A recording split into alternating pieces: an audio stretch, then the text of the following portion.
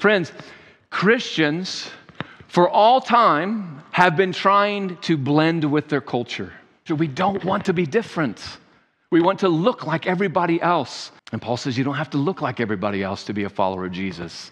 Right? It's okay to be different as a follower of Jesus Christ. The general principle is what is important here. And Paul is saying, you do not have to do these things, not as a follower of Jesus Christ. These have no bearing on what Christ thinks about you.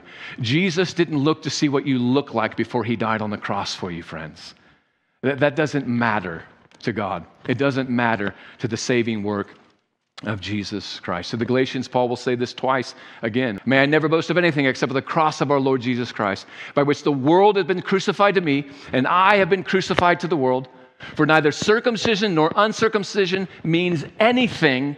What counts, he says, here's the main point here. What counts, he says, is a new creation. What counts is that you come to know Jesus Christ, and that you're supernaturally reborn in Christ, and that you are changed from the inside out. And sometimes that will lead to change from the outside in, but a lot of times it won't, and that's okay. Because the outside in is not what's important. Inside out, that's what's important in the kingdom of God. Where we're going is what's important in the kingdom of God, not where we have been.